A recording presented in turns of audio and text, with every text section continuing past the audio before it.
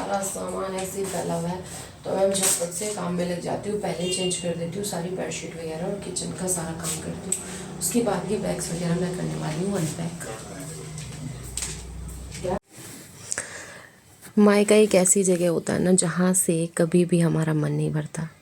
पता नहीं, मुझे तो ऐसा ही लगता है, मेरा तो नहीं भरता। मुझे जब भी मेरी बेटी की छुट्टियाँ होती हैं तो मुझे लगता है चलो मायके चलते हैं।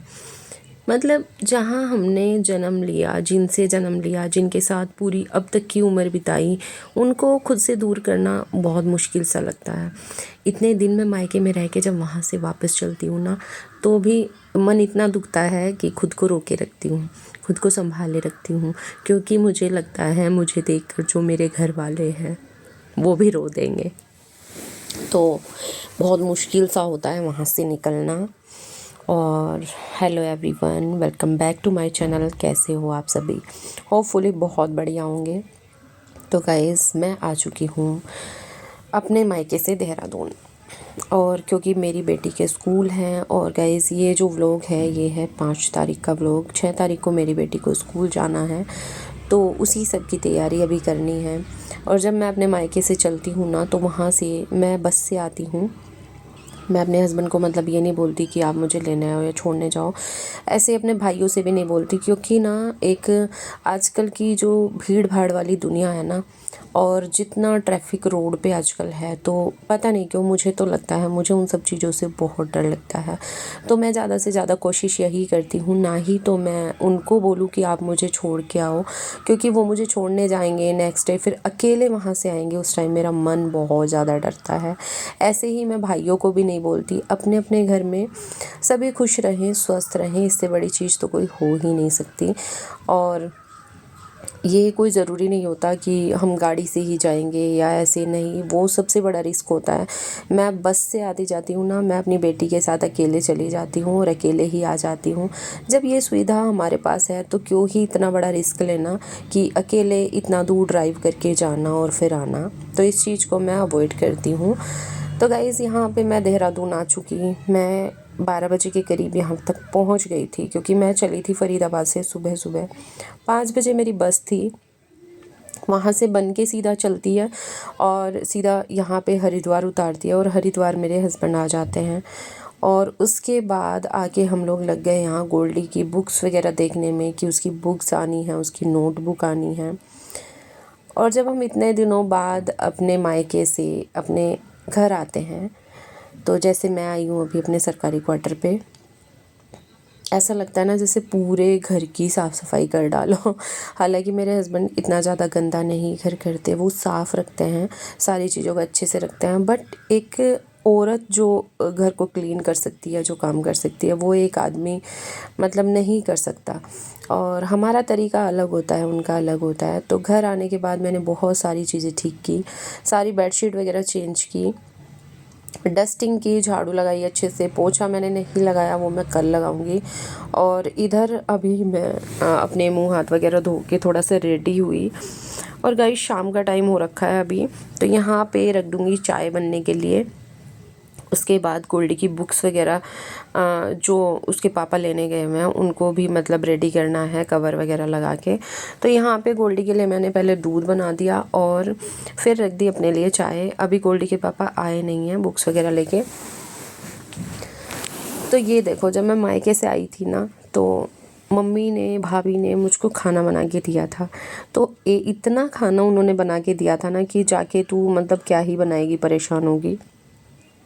कि हमने आने के बाद खाया था, और अभी भी पूड़ियाँ वगैरह बची हुई थी, तो मैंने चाय बनाई, अचार लिया, और गोल्डी और मैं अभी खाएंगे।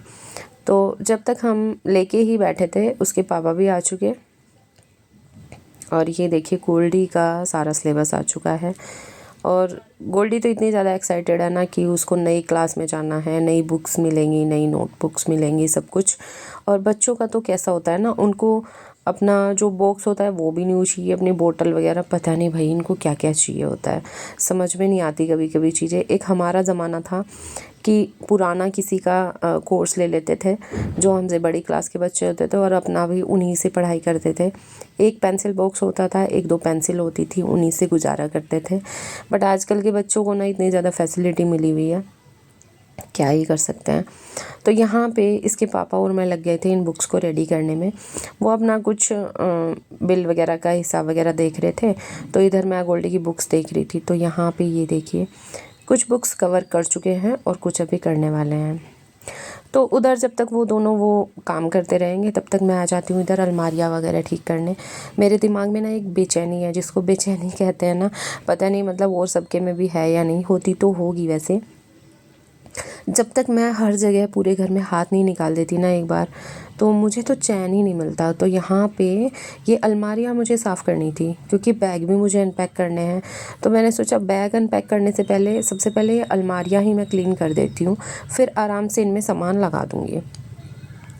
तो यहाँ पे ना इन्होंने, गोल्डी के पापा ने इस तरह से कपड़े रखे थे, अपने नए कपड़े भी बाहर वाली अलमारी में और पुराने तो पुराने थे ही बाहर। तो यहाँ पे ये अलमारी में अरेंज कर चुकी। उसके बाद अभी कर लेती हूँ बैग अनपैक।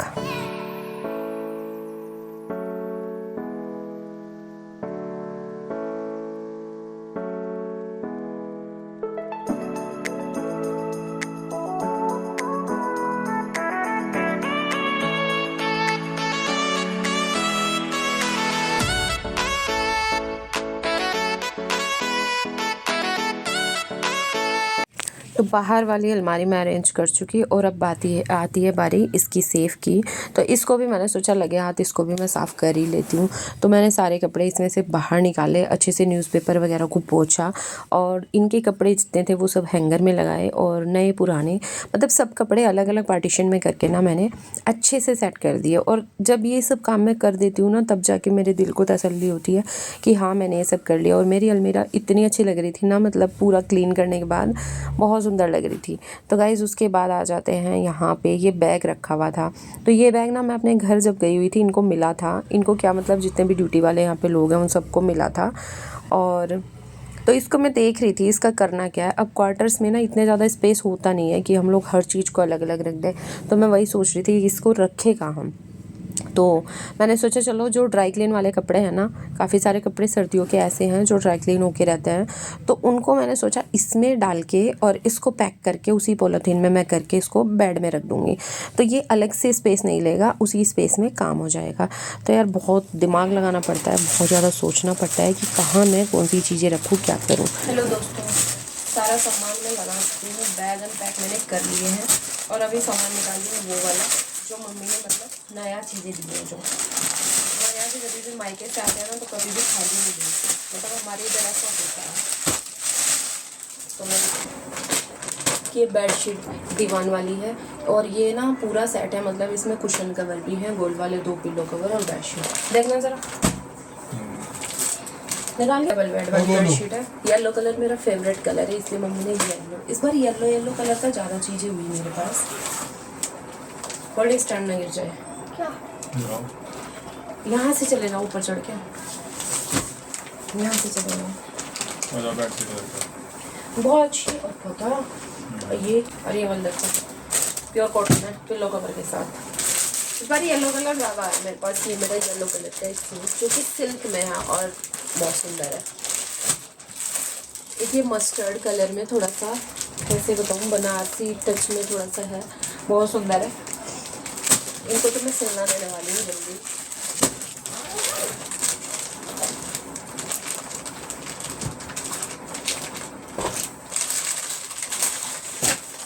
और ये मेरी मम्मी ने मुझे सिल कर दिया है, एक ये वाला, ये तो वो दे दिए। और ये मैंने हमारे यहाँ जब भी सूट वगैरह इस तरह से देते हैं ना, जैसे मैं अपने घर गई थी तो उसमें बिंदी, रुमाल और बैंगल्स वगैरह रख के देते हैं।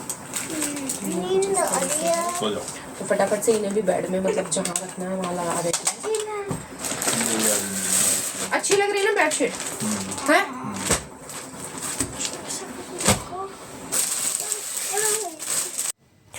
तो ये था मेरा मायके से और मेरे क्वार्टर तक का आज का व्लॉग। और मायके की मुझे अभी भी बहुत याद आ रही है, मेरी भतीजियों की, मम्मी की, सबकी बहुत याद आ रही है। बट क्या कर सकते हैं, जाना भी पड़ता है, आना भी पड़ता है। कोई चीज़ ऐसी नहीं होती जो हम छोड़ दें, सारी जिम्मेदारियां पूरी करनी होती हैं। तो यहाँ पे बस चलिए फिर ख़त्म करते हैं आज का व्लॉग। और फिर कल से गोल्डी के स्कूल स्टार्ट होने वाले हैं, तो आपको और नए व्लॉग्स देखने को मिलेंगे। तो ये सामान अभी मैं पैक करके सारा रख देती हूँ, और ये भी मुझे बेड में ही लगाना पड़ेगा सारा, बिकॉज़ बाहर तो अलमारी में बिल्कुल भी स्पेस नहीं है। तो चलिए गाइज़, फिर मिलते हैं आपसे एक नए व्लॉग के साथ। तब तक के लिए guys bye bye, take care.